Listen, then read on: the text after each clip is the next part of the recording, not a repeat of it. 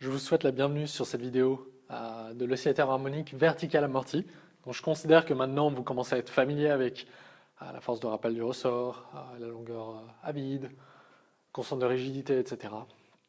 Après les deux vidéos que nous avons effectuées. Puis justement comment trouver la solution à l'équation du mouvement que vous obtenez dans les deux cas précédents. Maintenant nous allons voir lorsque la force de frottement visqueux apparaît. Donc ici, en fait, le système masse-ressort est en train d'osciller dans un fluide, et le fluide, alors je peux dire, dissipe l'énergie cinétique du système, c'est clair,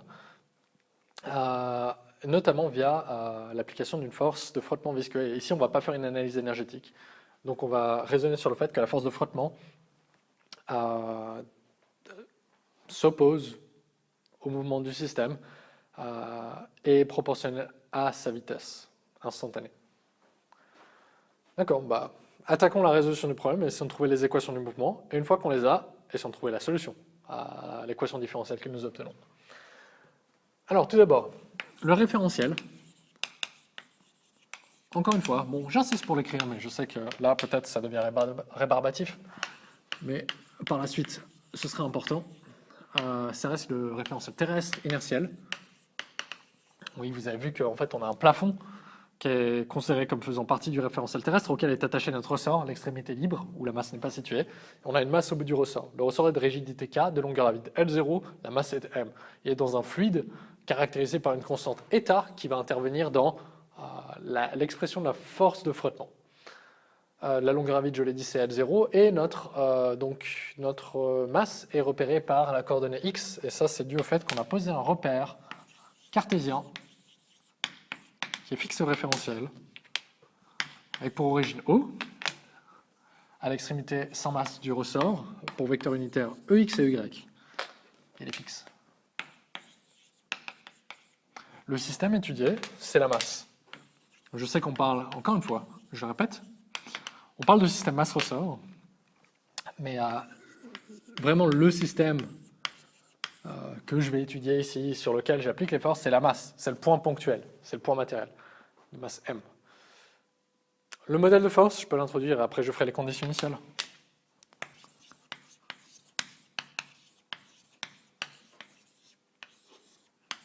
Ici, nous avons trois forces. La première à placer, c'est la plus simple.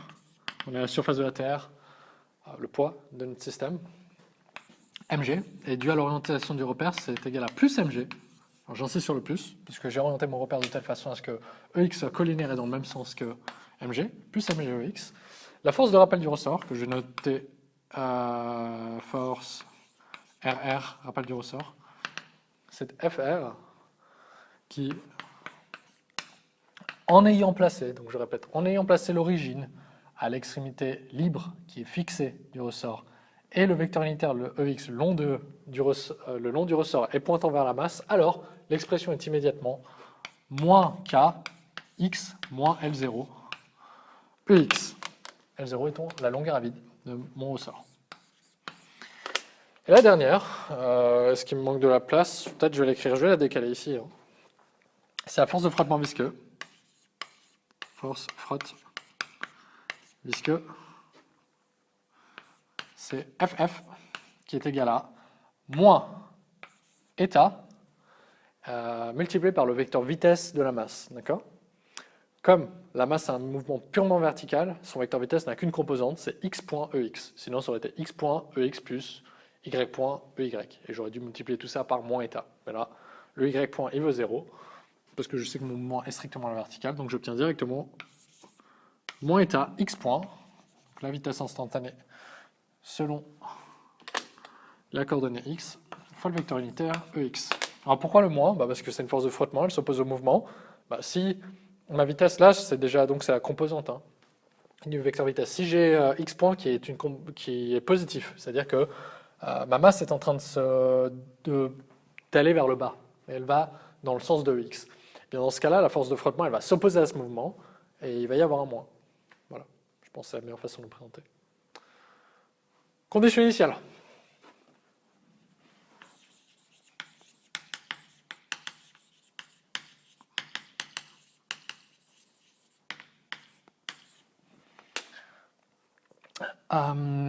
Donc je vous l'ai dit, y0, y.0, ça ne nous intéresse pas. Pas de mouvement selon, donc dans ce cas-là, selon l'horizontale, selon la verticale, donc selon x. Je vais avoir x de 0 qui va être égal à x avec un sous-indice 0. Donc c'est une position en mètre de départ.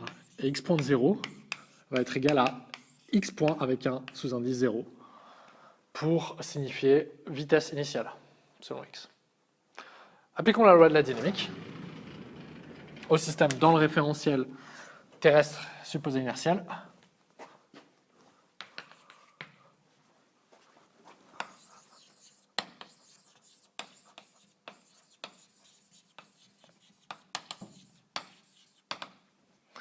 Et nous énonce que la somme des forces extérieures agissant sur le système va être égale à la masse fois l'accélération. Et je me rends compte que la loi de la dynamique, bah oui, c'est la deuxième loi de Newton.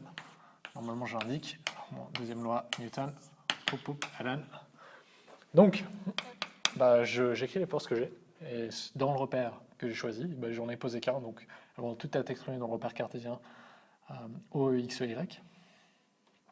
J'obtiens plus mg EX, que je vais écrire après en vert, moins état. Donc, état, c'est une constante, hein, caractéristique du fluide, x point. Moins. Alors, j'ai cassé toutes mes crèves. Hein. Je vais reprendre une. Moins kx moins L0. Donc là, j'ai du. Bien sûr, on n'oublie pas le vecteur unitaire. EX, EX, EX est égal à m x point point plus y point point. Et là, j'écris aussi mes vecteurs unitaires. Donc x point point ex, l'accélération, la composante d'accélération selon ex, et la composante d'accélération y point point selon y. Deux vecteurs sont égaussiers seulement si leurs composantes sont égales. Donc je vais obtenir deux équations. La première selon ex, j'obtiens mg. Et vous voyez en fait qu'ici, j'ai plus qu'à écrire les composantes. Je n'essaie plus de réfléchir aux signes. Vous avez déjà réglé les signes pour vos forces, d'accord? Donc là, vous n'avez plus touché à rien au niveau des signes. mg moins état, c'est un x point, hein, c'est la vitesse, x point, moins k, x moins L0, est égal à mx point point. J'ai pas de force selon y, donc j'ai 0, qui va être égal à m y point point. L'accélération selon y va donc être nulle. Et ça, je le savais déjà, puisqu'il n'y a pas de force selon y, et j'ai dit, il n'y a pas de mouvement, je ne donne pas de vitesse initiale à mon système en y, je ne lui donne pas de, je ne donne pas de position initiale, enfin sa position initiale est nulle, sa vitesse initiale est nulle. Voilà. Donc il n'y a pas grand-chose qui se passe sur le y, en fait, il n'y a rien qui se passe sur le y. Donc mon équation du mouvement qui est intéressante ici, c'est la première, c'est celle-là, que je vais réécrire là-bas. J'obtiens mx point point est égal à, ouais, je peux l'écrire comme ça, moins état x point, moins k x moins L0, ouais, plus mg. Ok. Ça, eh bien, c'est comme vous devez faire un changement de variable, encore une fois, et vous devez apprendre que ce que vous voulez, c'est de cette forme-là. Vous voulez plutôt mu point point égale moins état u point moins ku. Ça a l'air de jouer, mais de toute façon, vous regardez la variable, c'est x ici. Alors, on a le moins k, x, mais on a d'autres trucs, L0 et mg. Donc, pragmatiquement, encore une fois, je pose ça égale ça. Donc, j'ai moins ku égale moins k, x moins L0, je ferme la parenthèse, plus mg. Je divise par moins k, j'obtiens u est égal à x moins L0 moins g sur oméga carré. Pourquoi moins 1 sur oméga carré? Car j'obtiens m sur k qui est égal à 1 sur oméga carré. Pourquoi? Parce que oméga, c'est égal, j'espère que ça rentre dans la vidéo, racine de k sur m, qui est la pulsation du système masse-ressort. Voilà, donc ça c'est votre changement de variable, vous l'avez effectué. Maintenant, ce que vous voulez vérifier, c'est que, donc là c'est la première étape donc, du changement de variable, parce que le 1 ici c'était pour l'équation, donc j'ai changé de variable. Maintenant, ce que je veux faire, c'est vérifier quelle est la relation entre u point et x point, u point point et x point point. Donc je dérive l'expression ici, j'obtiens u point égale x point. Pourquoi? Parce que L0, G et oméga carré sont des constantes. Et de même, je dérive encore une fois par rapport au temps, j'obtiens u point égale x point point. U point point égale x point point, pardon. Les accélérations sont égales, du coup, selon les deux variables. Pourquoi je retrouve ces égalités-là? Car ma solution, en fait, est la même. C'est la même fonction, mais simplement translatée d'une constante. Et justement, la solution, je vais la poser. La solution, est-ce que je la pose? Non, non, non. Cette fois-ci, je ne vais pas raisonner comme les autres fois. Je ne vais pas poser la solution générale directement. On va la trouver. C'est une autre façon de procéder. On va plutôt poser l'équation qu'on vient de définir. On a mu point point. Du coup, oui, mu point point ici égale moins eta u point, d'accord, moins ku. Donc ce que j'ai écrit, les u, eta, moins eta u point et mu point point, ils sont apparus de facto, je savais qu'ils allaient apparaître, mais c'est bien. C'est exactement ce qu'on voulait. Maintenant, ce qu'on va faire, c'est qu'on ramène tous les termes à gauche. Mu point point égale moins, non, il n'y a plus le moins, ça va être un plus, eta u point plus ku égale 0. Et on va diviser par m. Donc j'obtiens u point point égale eta sur m, non, pas eta sur, pas 2 égale, u point point plus eta sur m, u point, plus k sur m, ça va nous donner du oméga carré. Oméga carré u égale 0. Et là, je vais simplement, pour faciliter, parce que je sais que je dois le faire, enfin ça facilite la visualisation du résultat, je vais faire, comme j'ai défini oméga la pulsation, bon ça c'est quand même quelque chose qui est défini très largement, là je vais quand même définir une constante en extra, je vais mettre u point point, plus, je multiplie en fait ici le eta sur m, en haut et en bas je vais multiplier par 2. Donc j'obtiens 2 sur 2, d'accord? Je multiplie en haut et en bas par 2. Et je vais dire que ici en fait j'ai 2 gamma u point. Je garde le oméga carré u égale 0. Et mon gamma ici, il est égal à quoi? Avec gamma égale eta sur 2m. C'est simplement un choix que j'ai fait pour faciliter la visualisation de ma solution après et pas me balader avec une fraction de eta sur 2m. Vous avez cette équation différentielle. Comment la résoudre? Eh bien là, en fait, vous allez, bon, en analyse, vous allez apprendre comment la résoudre. Et là aussi, je vais vous montrer dans ce cas-là comment faire. Donc vous avez une équation différentielle homogène. Vous avez quelque chose égal 0 de l'autre côté, avec vos variables qui apparaissent ici. Votre variable qui apparaît ici. U, après avec ses dérivés, u point, u point, point. On va poser ce qu'on appelle un Landsat. Alors je ne vais pas aller... En gros, on va dire c'est... comment définir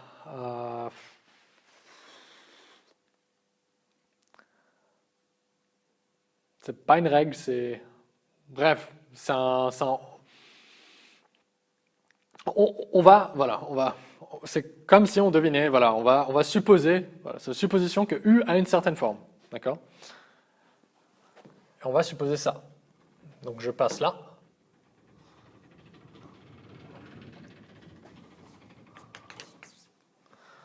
Donc on va supposer, je réécris mon équation, j'ai U point point égale, pas égal, plus de gamma U point, plus oméga carré U égale 0. Et l'Andsat que je pose, c'est que la solution est de forme exponentielle, d'accord? La solution va être de la forme exponentielle. Et je résous cette équation comme une équation quadratique, d'accord? Comme une équation du second degré. Donc suivez-moi bien ici. Et là, cette équation-là, je la traite comme une équation du second degré. Donc encore une fois, vous allez voir en long, large et... enfin dans tous les sens, en analyse. En fait, chaque U, je vais le remplacer par un lambda, enfin, presque. Lambda, ça va être une variable, d'accord? C'est ma variable, je vais la mettre dans une autre couleur, comme ça vous n'allez pas vous perdre avec tout ce que j'ai introduit entre le gamma et l'oméga carré. Le U point point, la seconde dérivée, ça va être considéré comme un carré. Donc je vais obtenir lambda carré, à la place de U point point. Le plus de gamma, il reste. Le U point, c'est une dérivée première du temps, donc je vais obtenir simplement lambda, donc puissance 1, plus oméga carré, et vu que U n'est pas dérivé, le lambda apparaît à la puissance 0, donc ça vaut 1, donc en fait il n'apparaît pas. égale 0. Donc voilà comment je fais. En fait, je suppose que mon u va être de forme exponentielle. Par conséquent, je traite cette équation comme une équation quadratique. Et vous allez voir où est-ce que je vais en venir avec ces lambda et où est-ce qu'ils apparaissent en fait dans la solution exponentielle. Car ce n'est pas directement la solution u. C'est pour ça que je ne les ai pas appelés u. Ça, c'est pas u. Ça va être l'argument en fait de l'exponentielle en résolvant comme ça. Alors maintenant, j'ai mon équation quadratique. Je pose delta est égal à 2 gamma au carré, c'est mon b, moins 4 fois a, ça vaut 1, fois c, ça vaut oméga carré. Ça va être égal à 4 gamma carré plus, non, ça va être bien être à moins 4 oméga carré. D'où la définition en fait de mon 2 gamma comme ça, ici, je peux factoriser par 4 et j'obtiens gamma carré moins oméga carré. Voilà. Donc ça va être mon delta. Par conséquent, j'ai toujours deux solutions, d'accord? Elles peuvent être réelles ou imaginaires. Mais maintenant, on n'est plus on n'est plus au début de gymnase. Hein. Donc vous avez des solutions complexes qui sont autorisées. Donc vous avez toujours deux solutions pour vos équations quadratiques, deux réelles ou deux complexes, ou peut-être une réelle double. Alors, où est-ce que j'en étais? Donc ça, c'est un delta. Donc notre lambda, hein, il va valoir moins b, donc ça va être moins 2 gamma, moins racine de delta, donc ça va être racine de 4, ça va nous donner 2, racine de gamma carré moins oméga carré, le tout divisé par 2 fois a, donc c'est 2 fois 1. Donc ça va nous donner moins gamma moins racine de gamma carré moins oméga carré. Donc vous voyez qu'avec cette façon de définir gamma, ça nous donne une expression qui est quand même assez jolie. Lambda 2 va être égal à moins 2 gamma plus 2 racine de gamma carré moins oméga carré, le tout divisé par 2. Donc on obtient moins 1 gamma plus racine de gamma carré moins oméga carré. Et je vous ai dit, donc ça en fait, ça va être notre solution, et c'est là où on la pose. Notre solution, donc je ne sais plus à quel numéro, 2, 1, 2, ça c'était peut-être 3. On va passer au 4, et là on va poser notre solution. Notre solution maintenant, u, va être de la forme suivante. On va avoir u qui est égal à C1, donc c'est une constante, fois l'exponentielle de quoi? L'exponentielle de lambda 1 fois le temps. Plus C2 fois l'exponentielle de lambda 2 fois le temps. Donc voilà en fait la forme de notre solution. Les lambda, ils font partie de l'argument qui vient de multiplier le temps. Et on va développer un peu ça. Donc C1, C2, constant. Hein. On va avoir C1, exponentielle de, donc j'ai moins gamma, moins racine de gamma carré, moins oméga carré, le tout qui multiplie le temps, plus C2, exponentielle de moins gamma, est-ce que c'est un gamma? Oui, c'est bien un gamma, plus racine de gamma carré, moins oméga carré, qui vient multiplier le temps. Maintenant, en fait, vous pouvez voir que, rappelez-vous, une exponentielle de l'argument c'est a plus b, c'est aussi égal à l'exponentielle de a fois l'exponentielle de b.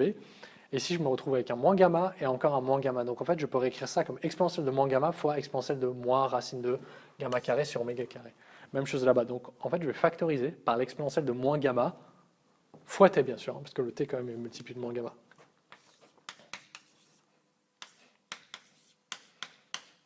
Donc je factorise toute mon expression par exponentielle de moins gamma fois t.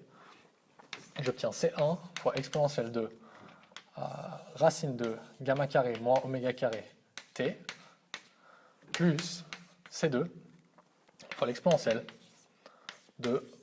alors là, je devrais avoir un moins, pardon. Hein. Il y a un moins ici. Il y a un moins. Moins racine de... Et ici, j'ai un plus. Plus racine de gamma carré moins oméga carré fois le temps. Hop.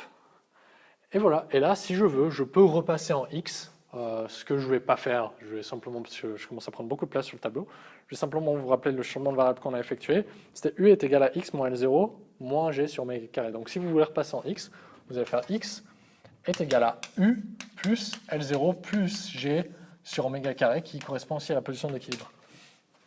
Donc en fait, ici, vous avez votre solution. Et en additionnant votre constante, qui est la position d'équilibre L0 plus g, g sur oméga carré, vous allez retrouver votre vraie position comme vous les définissez avec la coordonnée x. Le C1 et le C2, vous pouvez les retrouver avec les vitesses, donc la vitesse initiale et la position initiale. Je ne veux pas le faire ici. Donc là, je pourrais dériver U1, j'obtiendrai U point. Et je pourrais remplacer justement en faisant le lien avec x point comme je l'ai fait dans les autres cas des oscillateurs non amortis, vertical et horizontal. Et vous avez donc deux inconnus C1, C2 et vous pouvez les retrouver comme ça. Rappelez-vous que lorsque vous mettez le temps à 0, votre exponentielle ne s'annule pas. Elle devient simplement égale à 1. Voilà, quoi d'autre? Puis oui, puis après voilà, maintenant vous allez me dire, mais que là, tu n'as pas prouvé que cette solution rentre là-dedans. Ben, je ne vais pas le faire. Je vous laisse le faire si vous voulez. Vous aurez le temps aussi de le démontrer. C'est pas le but ici pour moi.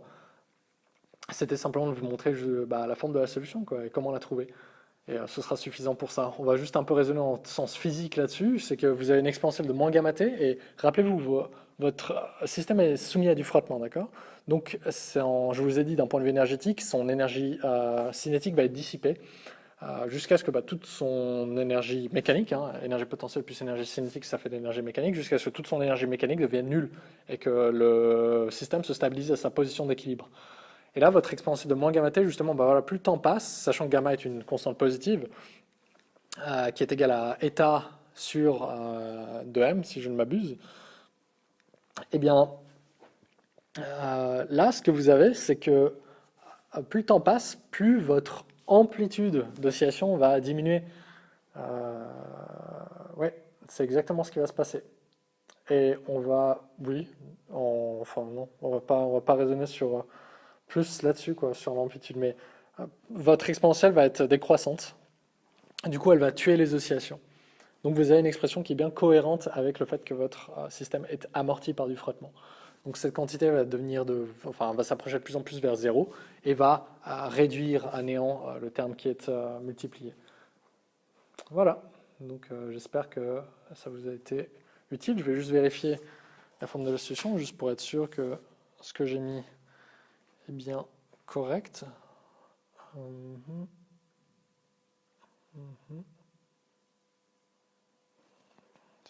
Voilà. Oui. Ouais, ça m'a l'air d'être bon. Ouais, voilà. Ouais, c'est parfait. Alors je vous dis maintenant à une prochaine vidéo où on va traiter d'un oscillateur harmonique qui est excité. Donc on va parler de résonance. J'espère que ça vous a été utile. Donc travaillez là-dessus. Puis on se retrouve tout bientôt. À tout de suite.